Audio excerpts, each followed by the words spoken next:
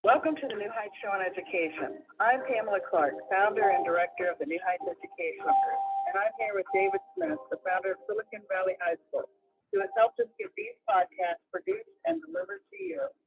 Yes, Pamela, when we saw the great things that you and your army of volunteers were achieving in New Heights, we wanted to get involved. How did the work be able to leverage the internet, quality education accessible to affordable to everyone everywhere? Thank you, David. We appreciate Silicon Valley High School helping us to get these podcasts out to the hundreds of thousands of listeners from all over the world. So I hope you enjoy the show.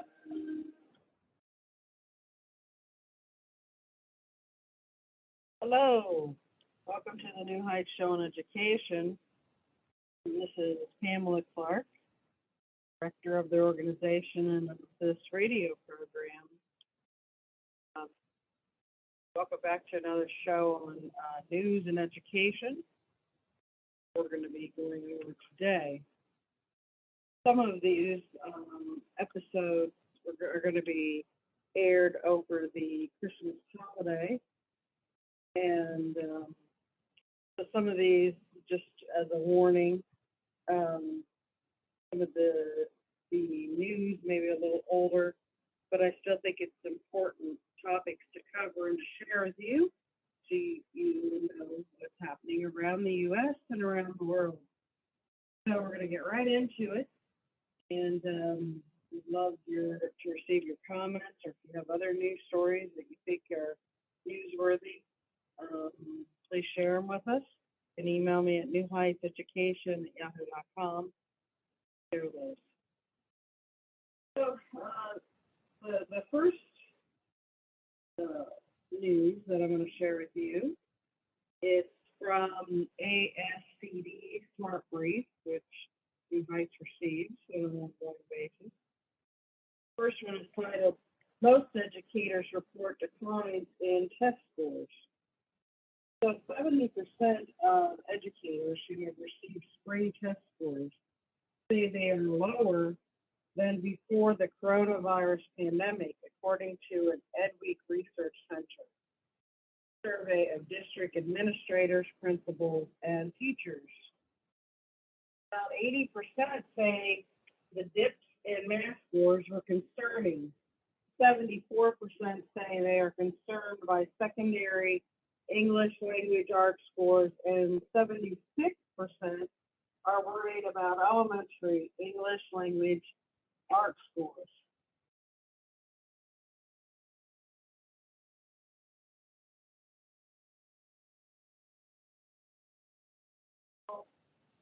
My thoughts when I'm reading over this is, if they're dipping even more than normal, that is pretty bad, because my experience, these are already pretty low.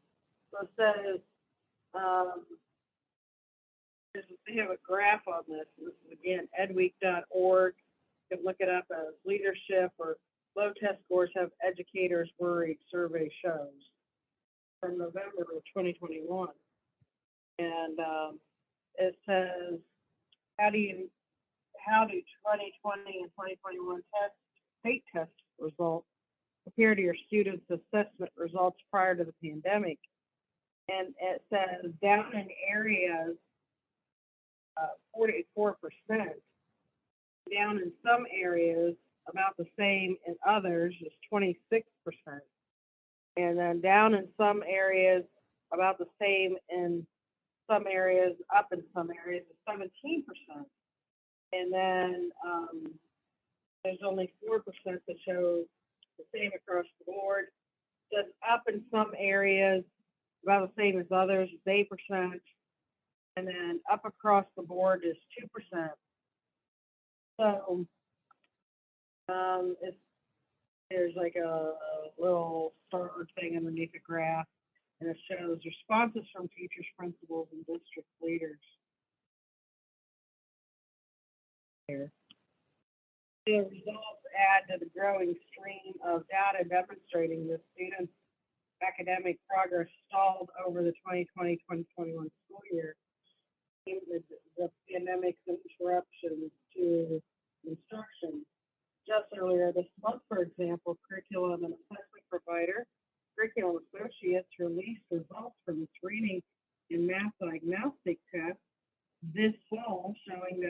students in grades 1 through 8 are on grade level in reading and math than in years past.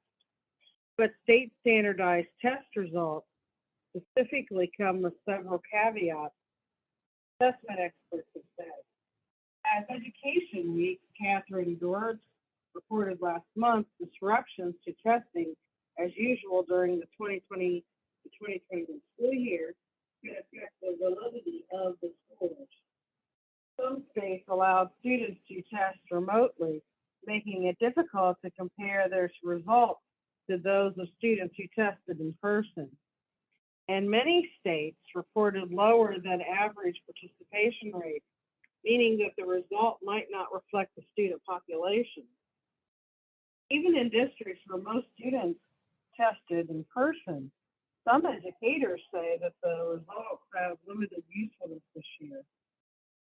Past, Andrew McDaniel might have compared results at his school to others in the state to see if he could learn from similar schools that had better scores in certain areas.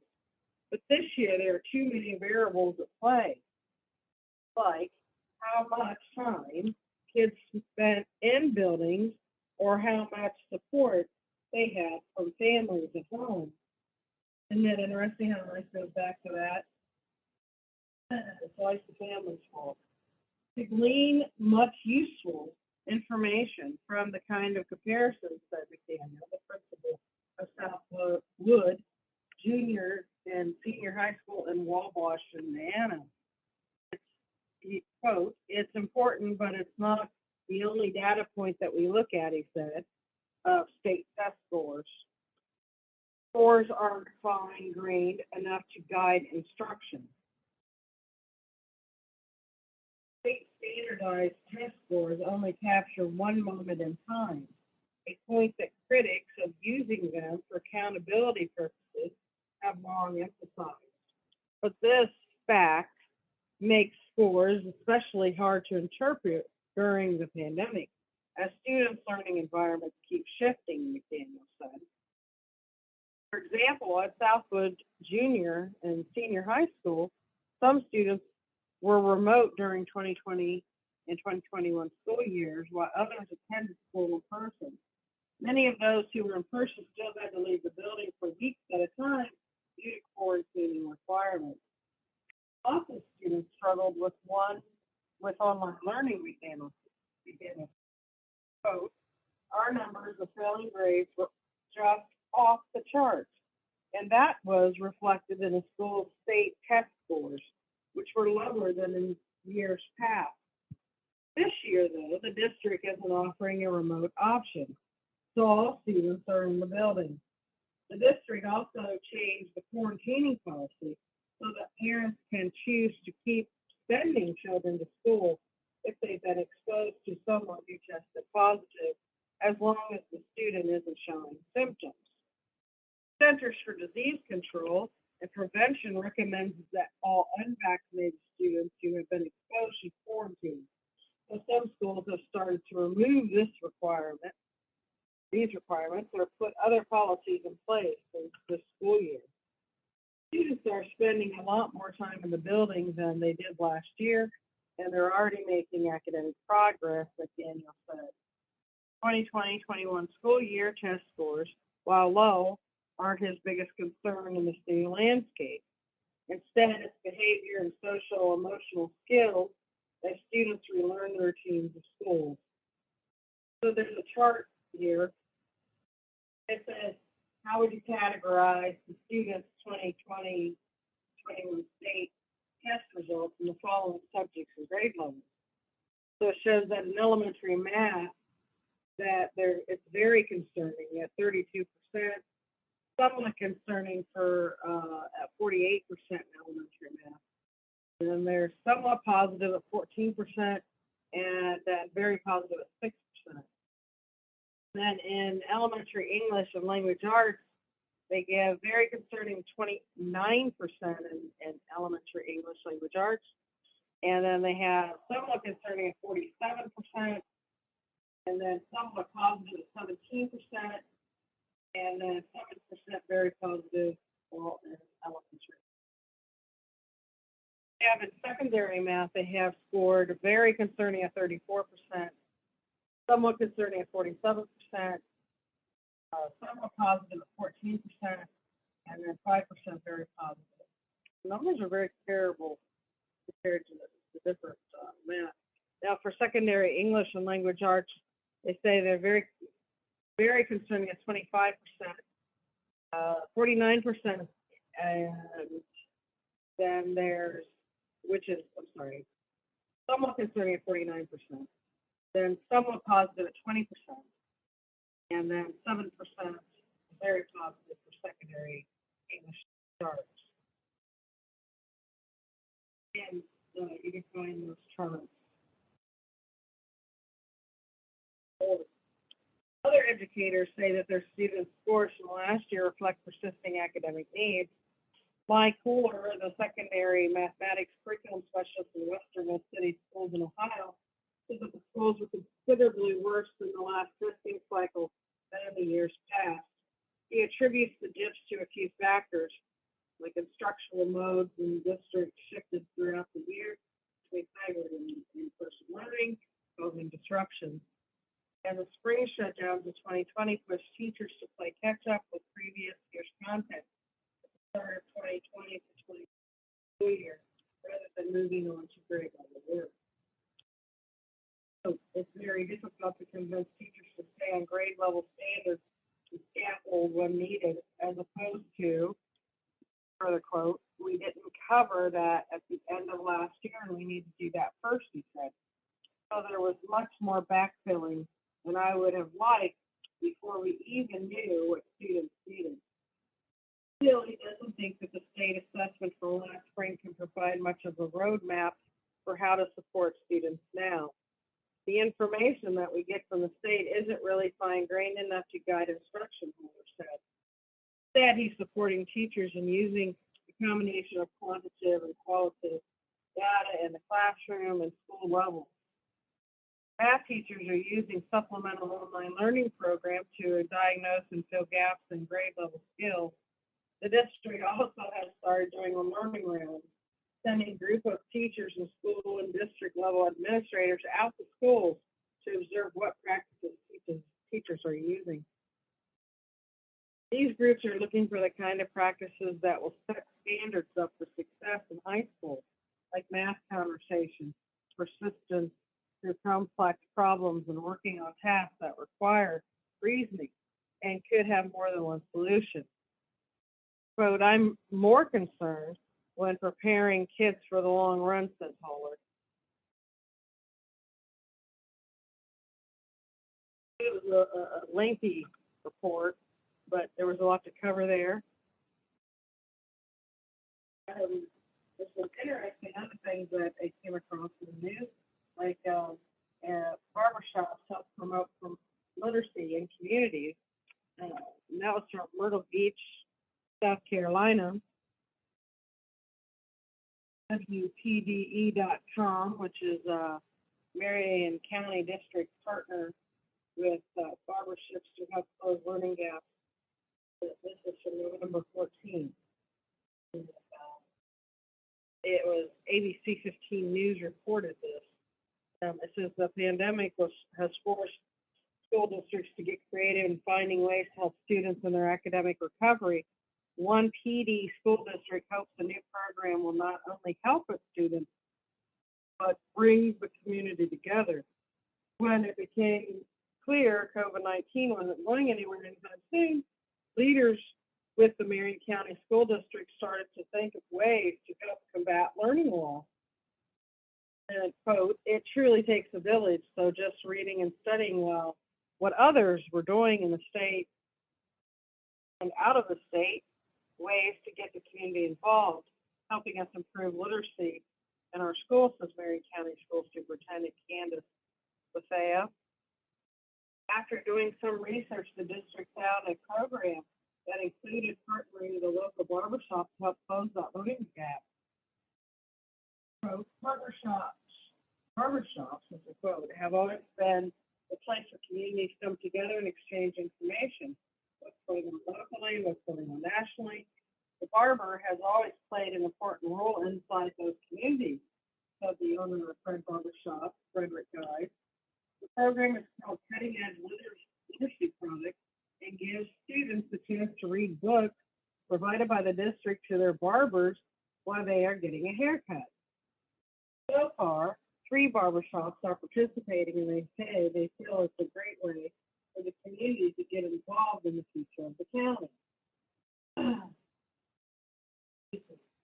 Seeing the kids stimulate their minds and stimulate themselves other than just the video games and cell phones to those mobile devices that go.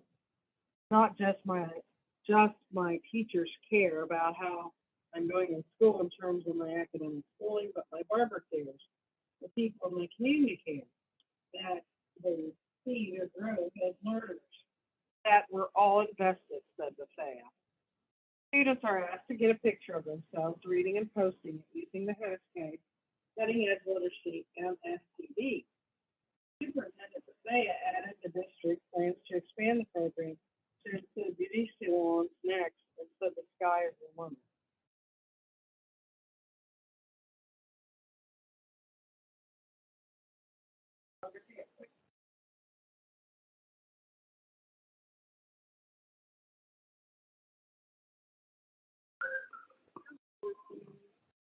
Join the New Heights Show on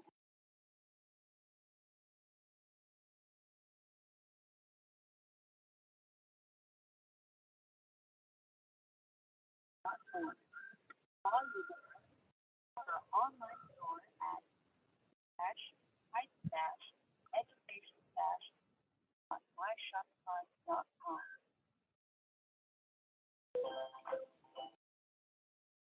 Welcome back to the New Lecture on Education. This is Pamela Clark, and we are covering news and education. Next story I have for you is from 74million.org, and it is an article that was published November 16th by Mariana McMurdo, and it's titled Chan Zuckerberg commits $9 million to expand pathways for educators, school leaders of color. And it says to ensure classroom leaders better reflect and support racially diverse students, the Chan Zuckerberg initiative is distributing $9 million to 10 U.S. nonprofits. Funding will cultivate career pathways for teachers and district leaders of color. The CZI co-founder and co-CEO Priscilla Chan announced the Grants for Racial Diversity in Education during 49th Annual National Alliance of Black School Educators Conference late last week. So not only do you help your students learn, but you also help them feel a deep sense of belonging and helping them become the young people who are curious, confident, and caring members of our community, Chan said on November 11th. From pre-service teacher education to professional support for Indigenous teachers moving into district and school board roles, grants ranging from $175,000 to $2 million will support organizations in preparing and supporting historically excluded populations in K-12 leadership. These students of color make up 54% of the K-12 public school population. Nearly half of schools are operating without any teachers of color. CDIA funding will also help support the Hunt Institute and policy advocacy to add 1 million teachers of color to schools by 2030. The Institute will work with gubernatorial candidates on their education platforms and offer a state legislator retreat and more regions. The campaign, which launched during the social justice movement of the summer 2020, would eliminate the educator diversity gap. More diverse teacher workforce could result in big social, emotional, and academic gains for increasingly multi-ethnic and multilingual student populations. Having had a black teacher, students, particularly students of color, benefit from higher expectations, experience fewer suspensions, and graduate high school at higher rates. I'm not sure where they get that from, or what proof they have in those statements. Nothing is incorrect. They don't give any proof either. So the system grantees will also focus initiatives on helping teachers move into district, board, and state standards, and in turn be able to support teachers of color implementing change. Quote, my experience has been you get a phenomenal principal, or you get a handful of really great teachers, or you have an out of this world superintendent, and then when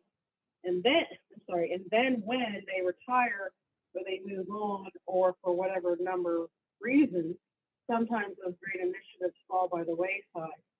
This is really about creating leaderful communities where even as people move on, the work continues because the whole community is invested, said Jonathan Santos Silva, Executive Director of the Liber Institute, which works with rural communities. The institute is receiving $800,000 to train Indigenous students, families, and leaders to competitively run for school board and district leadership. Their new programming has encouraged thought partnerships with Empire Education and National Indian Education Association, and soon tribal colleges and universities. And for the Equity Institute, a Rhode Island-based nonprofit working with teachers to sustain anti-racist learning and teaching environments, their $800,000 ZI grant mean long-term growth. They'll be able to hire more staff, enhance technology, evaluate and spread their work at a time that it's needed the most.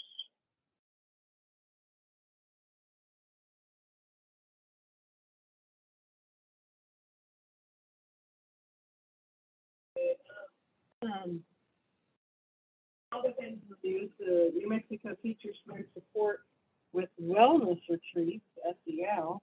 The school district in New Mexico is hoping to better support teachers' well-being by replacing professional development days with wellness retreats. The retreats focus largely on social emotional learning, including sessions on mindful movement and creating gardens and SEL for teachers and students. The full story can be found at Heichinger's report, and it was published in 11/17.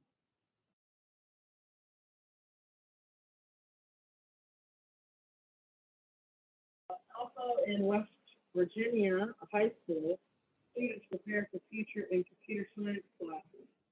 Students are learning various skills in a West Virginia high school where Randy Heron has been teaching with computers for more than 40 years.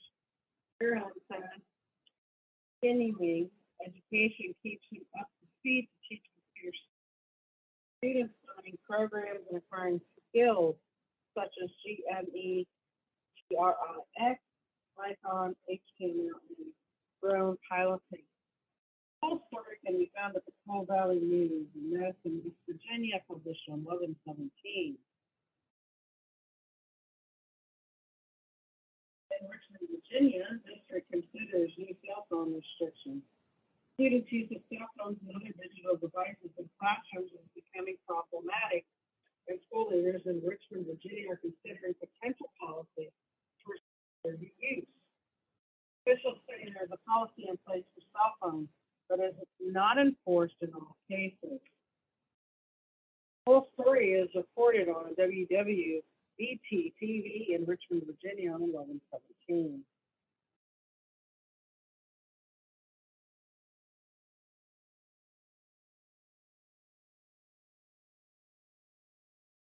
Also, this is, Nebraska students group serves as liaison to leaders. A group of about 3 dozen middle and high school students is serving as the liaison to the district administration and school board, says youth development coordinator Pete Ferguson, who created the Scholar Equity Catter program in Lincoln Public Schools, Nebraska. This article includes students discussing the program and the benefits to promote equity, awareness, and change inside and outside of schools. Full story can be found at Lincoln Journal Star, Nebraska, page 1116.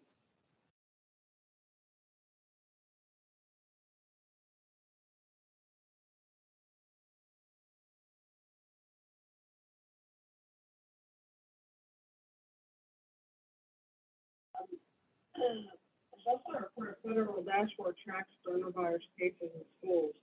The U.S. Education Department and CDC have released a new coronavirus dashboard that tracks case and vaccination numbers in schools. The data from various sources also will track whether the schools are operating in person, remotely, or mix of both. The full story is that the journal was published on 11/15. There's access to the dashboard.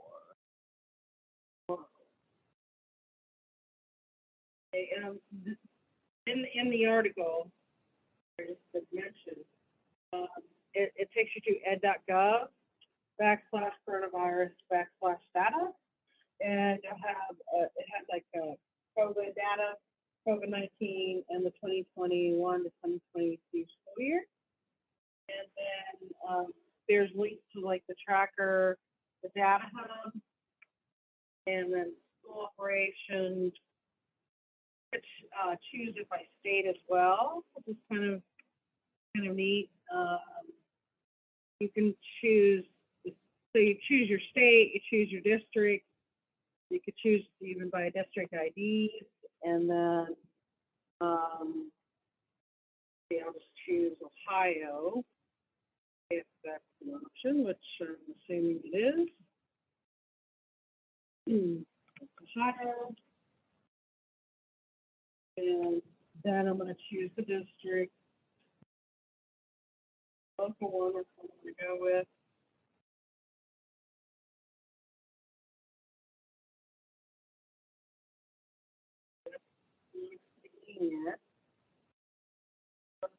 Close to Toledo. Let me see if I can find that one.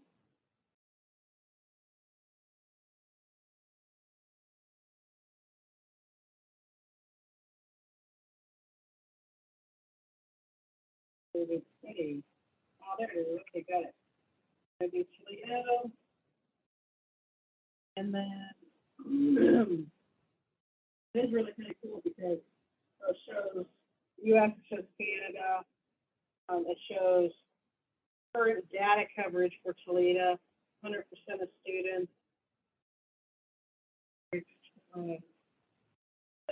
22.9 thousand students, and it looks like 100% now in person.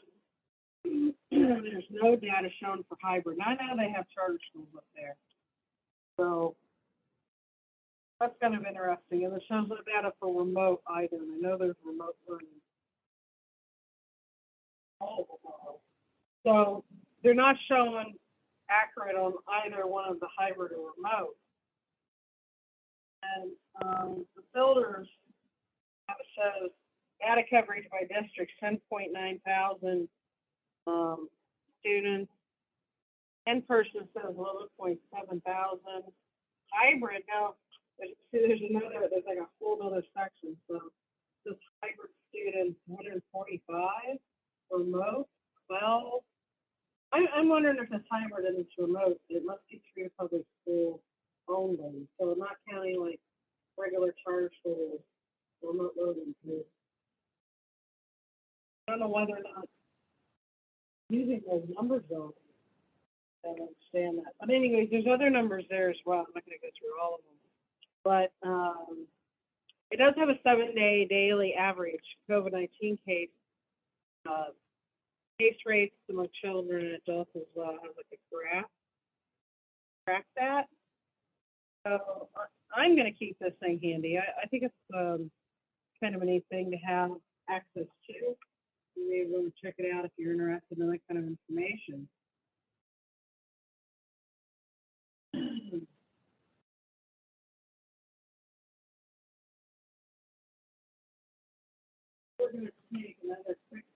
break, and then we're going to be right back. More news and education. Podcasting also provides Silicon Valley High School. Fastest growing, video-based, self-paced, teacher-supported, fully accredited online school that's recommended by more than 96 individual courses at just $95 each, or earn your high school diploma at sehs.co. So welcome back to the New Heights Show on Education. That's Pamela Clark, and we're talking about news and education. A lot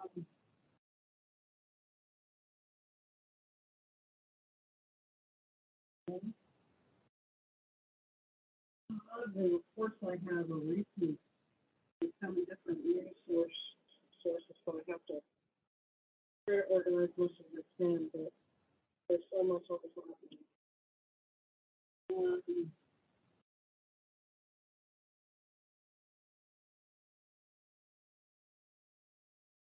So, a lot of support middle schoolers and mental health. Middle school students, I know it's a big thing right now. I was actually just speaking with someone today on the phone about this. Share a little bit about that in a moment. But anyways, it's a big thing right now for just mental health in general, students. Well, anyways, this article reports middle school students are experiencing more mental health challenges, likely worsened by the coronavirus pandemic and its effects. Experts during a recent conference discussed the issue and the path forward, saying students' voices must be included in the discussion, and students who also were represented said they want a safe, welcoming environment to learn. And the full report can find at the Heikinger report published on 2016, titled "How to Support Middle Schoolers' Mental Health." So anyways, as I was saying, I was speaking with someone just today about this. They're in the Chicago area, and the topic there right now as well. And here's the real issue in the way that I see it, okay? Now, children in compulsory school, they are being schooled, but they're not being educated. Well, what do I mean by that? School and education are not the same thing. If you are trying to teach everybody the same thing at the same time, it's not going to work. That's being schooled. People have different strengths. They have different interests.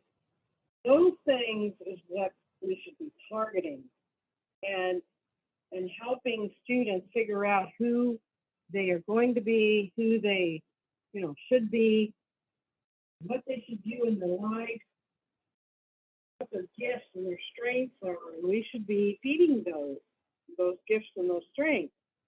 If you don't, and you're forcing them to sit there and learn in ways that are not natural to them, there's going to be more depression and more confusion on their identity and other issues. So I know the public school systems are not set up to help students in the way that we're talking about.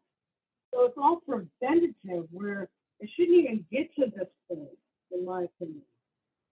So if you're nurturing and you're educating, not schooling, but educating, and you're inspiring the students to learn about themselves, their family background, their family history, helping them identify with their community, how they're tied to it, how their families are tied to it, how they can better their own environments and their own communities, then you're going to have, students that are much happier and much more productive, and they'll do great things. of this is preventive, all of it. So think about it like that. Think about how you can prevent these issues in your own family. And yes, there's people that have health issues, disabilities, or I call them special needs, and um, that need psychological help sometimes and stuff like that.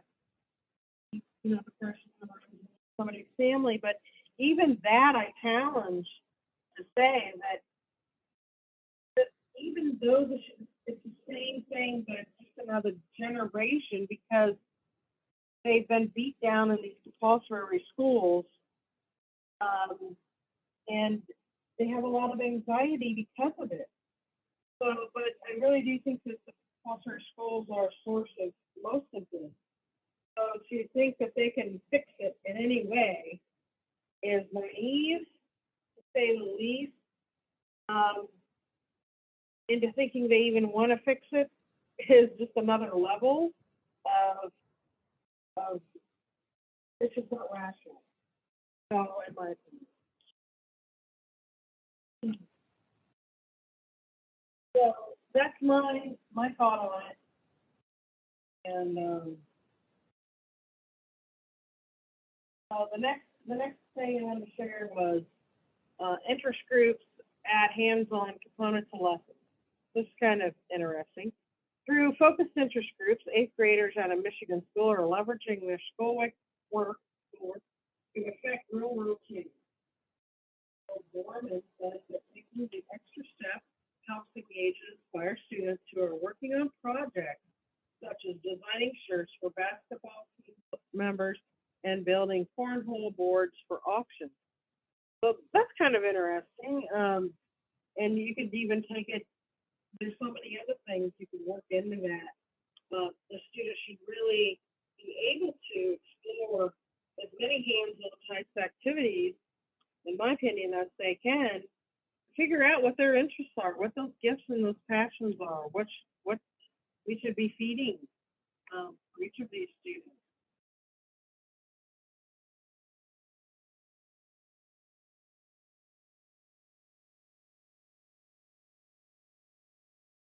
Yeah. Teacher content matters more than ever in U.S. history classes.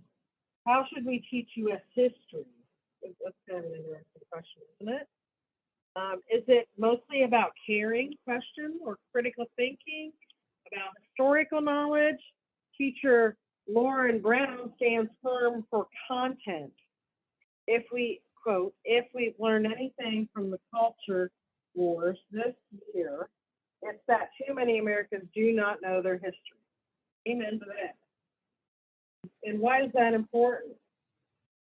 We have to know our history or we'll repeat our mistakes. So, kind of like if you, and I know you've heard that probably before, but think of it as when you've made mistakes in your own life, okay? Maybe you've made the same mistake more than once. And I'd like to think that none of us, right? I mean, I'd like to think that none of us make the same mistake more than once, but we know that we do because we're human. So if, and it's okay to make mistakes, right? But maybe we try to tweak something the next time, and so we don't make the same mistake or try to solve something. So so we change it a little bit, and then if we made a mistake, we try again, right? So other people have lived before us through similar situations, and they certainly didn't even have the resources that we have now. But we can still learn from all of those instances and all of those people. And I think right now there is no one that's teaching American history any better than Hillsdale College. They offer a lot of free online college courses through our website.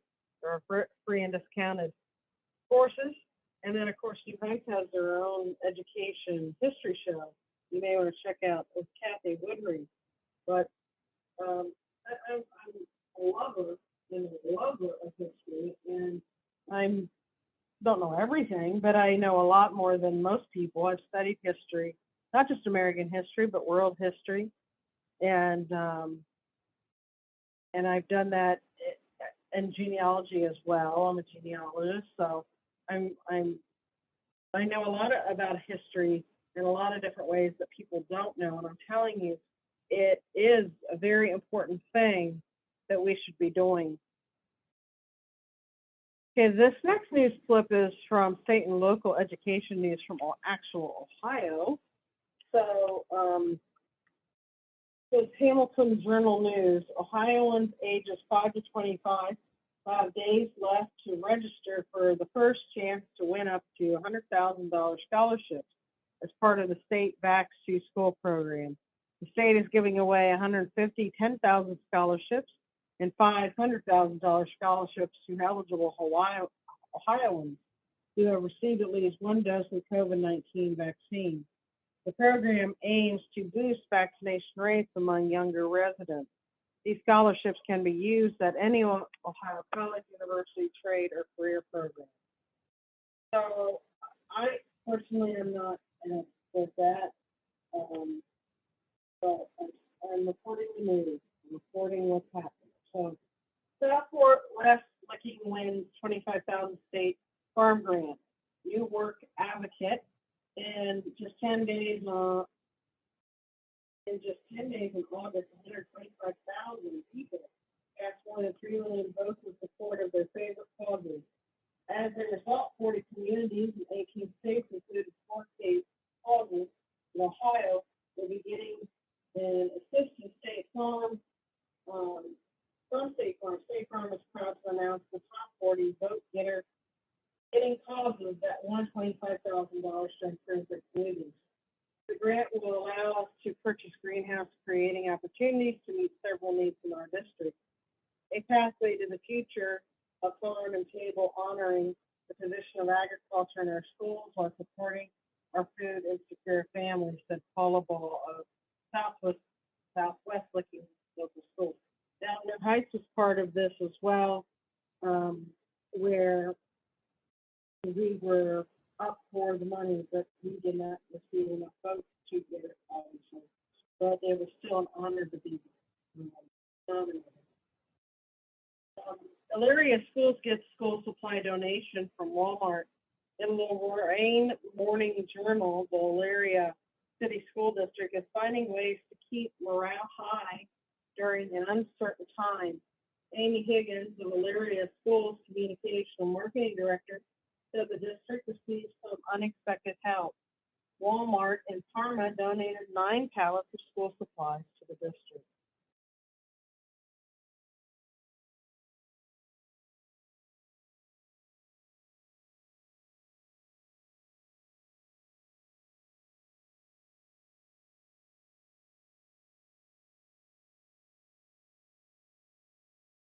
It's from Smart Brief on Special Education.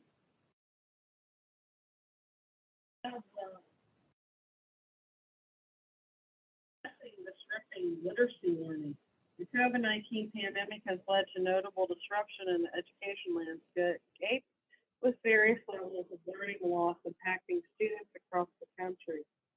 UNESCO research reported over 100 million students currently fall below the minimum proficiency level in reading. I challenge it was close to that even before the pandemic. Educators have had to adjust their approaches to instruction due to the direct impact of the pandemic and emergency remote learning needs. Read this smart focus to learn how educators can use science of reading-based intervention to address disrupted literacy learning. And I'd say take it with a grain of salt. But this is from, go to www.2.smartbrief.com, and then you can look for addressing disrupted literacy learning, right? Title. A Texas district improves outcomes with SEL. A Texas district used a social and emotional learning curriculum to improve from an F to B status, said Superintendent Brandon Hubbard. In this commentary, Hubbard shares 5 strategies such as establishing the building blocks, adding the district's initiated SEL lessons with Mindset Monday. Full story can be found at smartbrief.com as well. This was written by Brandon Hubbard on November 18th, 2021.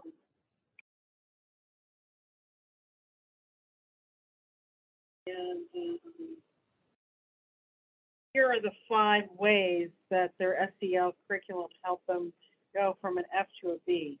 Get positive buy-in from stakeholders. All teachers, staff, and some board members participated in the initial training for our new SEL curriculum, which has been rolled out district-wide. Our very first training here was engaging. Teachers bought in and saw the need. With the positive buy-in from our initial launch, the setup success with the SEL program implementation. Establishing the building block. Initially, this is number 2, sorry. Establishing the building block. Initially began teaching SEL in Mindset Mondays. The time was blocked off on the school calendar, and all students and teachers in classrooms focused on implementing the appropriate mindset for 30 minutes in homeroom or during a tutorial period. We started with the We Are Connected mindset because as a small community, our school is the heartbeat of that community. Number 3, expand SEL reach. When we work through the remaining mindset, changing them out on a weekly basis, we're now working to integrate mindset lessons through the week in order to support a more holistic SEL-focused culture on campus. ISD is also doing more shout-outs to recognize teachers that exhibit the weak mindset in their classes. We now want to start having more intentional conversations around specific mindsets on a regular basis on campus. And we also integrate SEL-related activities into our district's leadership meetings. Number 4, they allow for reflection and promote responsibility. Especially like our SEL program supports reflection for both students and teachers alike. SEL curriculum gives us all the chance to reflect and build the type of culture and atmosphere that we want for our students. It also helps us to understand that we are responsible for the culture and climate in our classrooms. 5, it makes it easy for teachers to use. Our SEL curriculum is easy for teachers to use and doesn't require them to search for resources, plan out their curriculums, or pull their resources to achieve a common goal. And while teachers do preview the lessons and develop thoughtful discussions around specific topics, the heavy lifting has already been done for them. Everything they need to implement is in the 7 Mindset portal, where every video, activity, and lesson is right at their fingertips.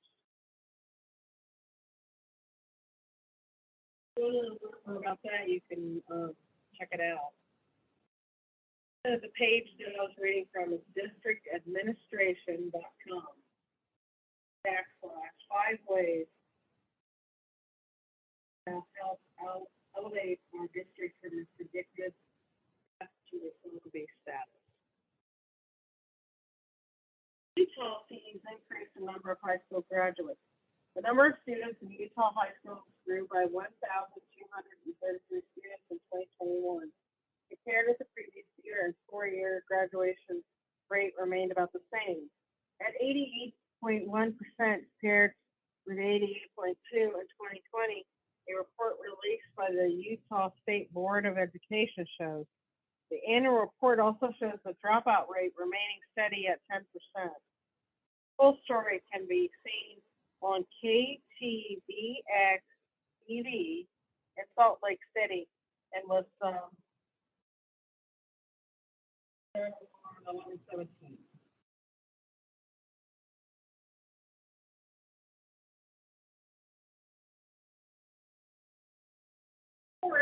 more youth use TikTok versus Instagram. 63% of U.S. youth ages 12 to 17 are using TikTok weekly, up from 50% in 2020.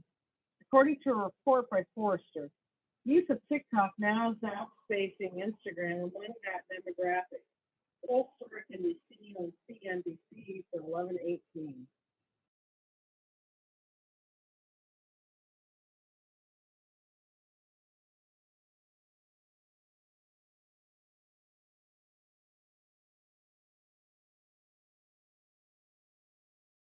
There's a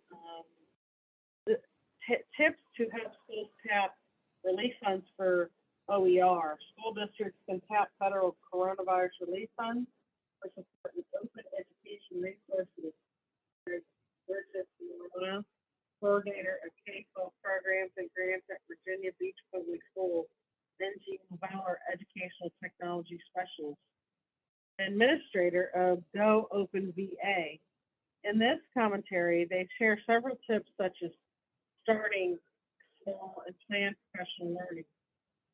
Full story can be found at district administration at districtadministration.com. Excuse me.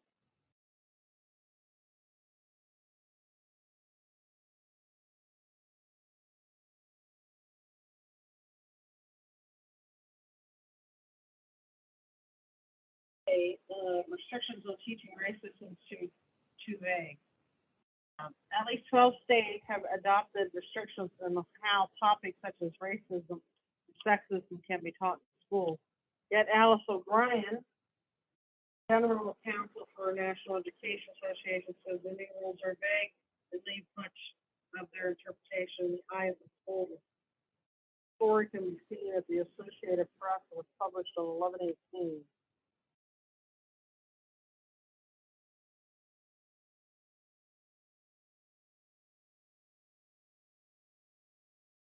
Post about self-harm rising among teens.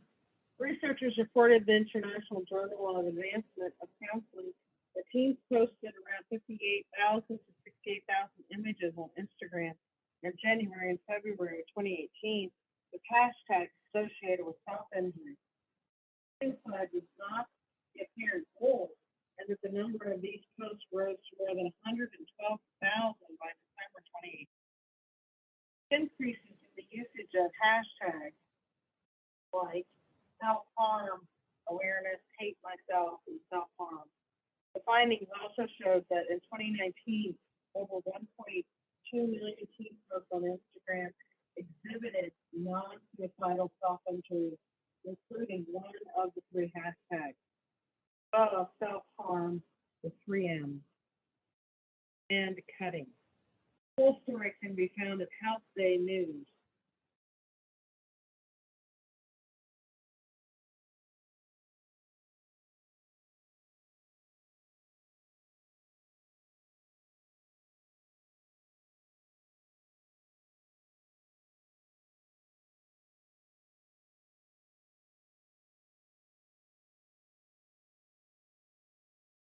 Another bio ed update. This is news clips that come in our inbox. This state and local education news. ODH addresses mental health, says that children follow parents' lead on how to cope. Dayton NBC2 reports that mental health has become a prominent issue among school-age children amid the pandemic. Quote, many of our children take the lead from their parents and how to cope with stressors from their lives, said Dr. Mary Beth DeWitt, Chief of Child Psychology at Dayton Children's Hospital. Dr. DeWitt joined Ohio Department of Health Director Bruce Vanderhoff and other medical experts during a press conference at 11 a.m. on Thursday to discuss update about COVID-19 and behavioral health in Ohio children. Also report, this is also from the same state and local education news, that Ohio ESC earns a statewide honor. Burlington News Journal. For the sixth consecutive year, the Southern Ohio Education Service for ESC Creation of a high-performing ESC by the Ohio Department of Education. Southern Ohio ESC demonstrates more than $240,000 in savings for local school districts through shared services that maximize tax dollars in our community. The Ohio Department of Education announced on November 2nd that the Southern Ohio ESC was one of 51 high-performing ESCs in the state. Also, in the new NCOESC superintendent named Marion Starr, the North Central Ohio Education Service Center is pleased to announce the appointment of Brenda Lovering as its new superintendent and CEO. Lovering replaces Dr. Jim Lahowski, who resigned in August. Lovering began her career teaching in Columbus City Schools before moving back to Tiffin to teach at the Seneca East local school district. In addition, she served as a building principal in Bellevue City Schools for 8 years before moving to NCOESC in 2006, officially serving as the deputy superintendent. School gives state approval. Media Gazette reports that a new independent public school has been given the green light to open in Xenia. The Community STEAM Academy in Xenia, which will accompany the former YMCA building in downtown, received approval from the Ohio Department of Education and is expected to open in fall 2022. Incorporating the arts into traditional STEM topics of science, technology, engineering, and mathematics. Also, free eye exams and eyeglasses for Mansfield City School students in need. Mansfield News Journal reports more than 60 students from throughout the Mansfield City Schools receive free eye exams and eyeglasses if needed at a special clinic Wednesday and Thursday at Sherman Elementary School. The Ohio Optometric Foundation, a 501c3 nonprofit organization, offered its IC or in-school eye exam program this week.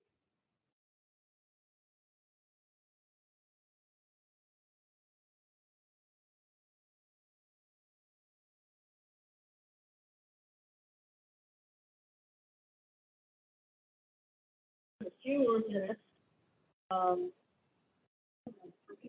there, there's a lot more to discuss, a lot more things happening in the news. But again, I don't want to do more than an hour show at a time.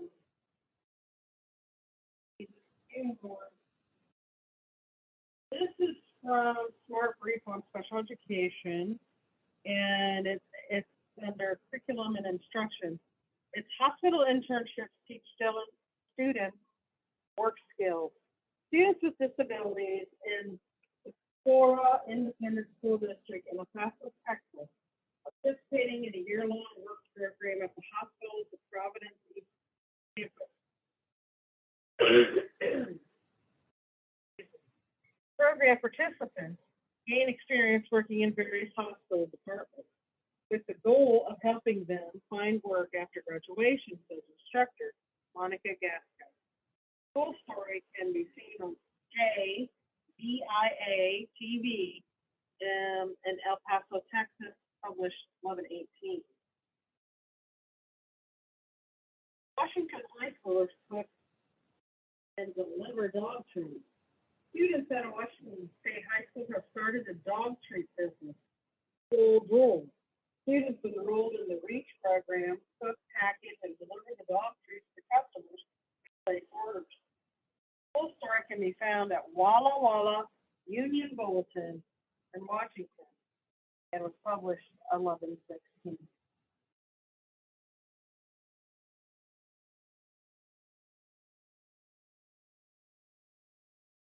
Nothing personal for PA students. Put yourselves, I'm sorry, that's it. I'll give you the source. The almanac.net, in the title of the article is Put Yourselves in the Shoes of the Miners Bethel Park History, Sixth Home by Harry Funk, November 17th. So many remember about history class probably has something to do with memorizing a whole bunch of names and dates for the next week's quiz. It doesn't have to be that way. When aspiring teacher Lily Fields provided information about a long ago strike against a coal company in Bethel Park, she piqued your students' interest by adding a personal component. Quote, I want you guys to put yourselves in the shoes of a miner, she told them. Try to think about what it would be like. You were working a really hard, dirty, dangerous job, and you just wanted to get paid more. And then take away your helmet. How would that make you feel? From their reaction, they'd be good and ready to walk the picket line.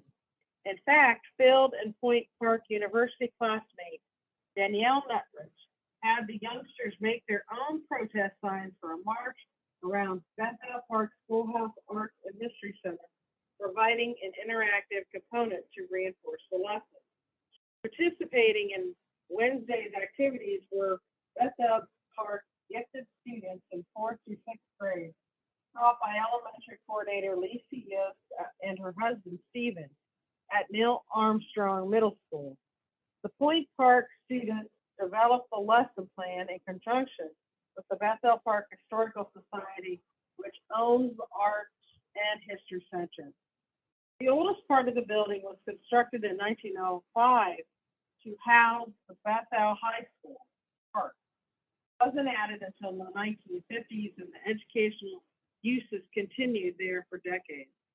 What's really rewarding for us is that 60 years later, this building is being utilized again as a teaching facility, said Bill Haberther, Historical Society Secretary, said. Now that the building is almost fully renovated, we can do these types of programs to educate the students about their local history. The society has raised more than $1 million in the past 5 years toward improving every facet of the former high school. Displayed throughout are donated items primarily from Bethel Park's past, providing today's students with first-hand looks at everything from authentic military uniforms to 1970-era roller skates. It's just another sign that this building has so much potential in what we can do for our community, Haberther said. The visit represented the first field trip for the Yost students since prior to the COVID-19 pandemic. Quote, I love the fact that we do have this local resource, Stephen Yost said about the center.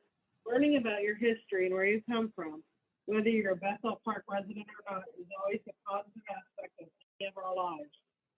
Strike that was the subject of a lesson took place at Pittsburgh Terminal Railroad in Coal Company number 8, mine, which opened in 1920 and operated for nearly 30 years in Bethel Park, Coverdale neighborhood. The labor dispute became so contentious that in June 1932, the state police fired on strikers who were attempting to distribute flyers outlining their grievances. Today's Coverdale Miners Memorial Park, which recently underwent a $125,000 makeover, stands as a tribute to the workers of yesteryear. I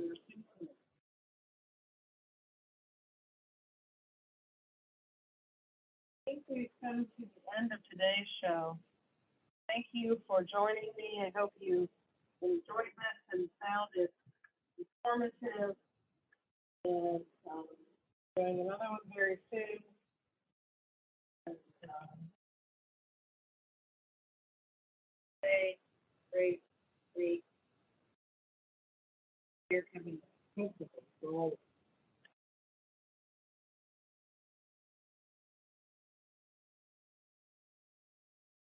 you. Hope you enjoyed today's show.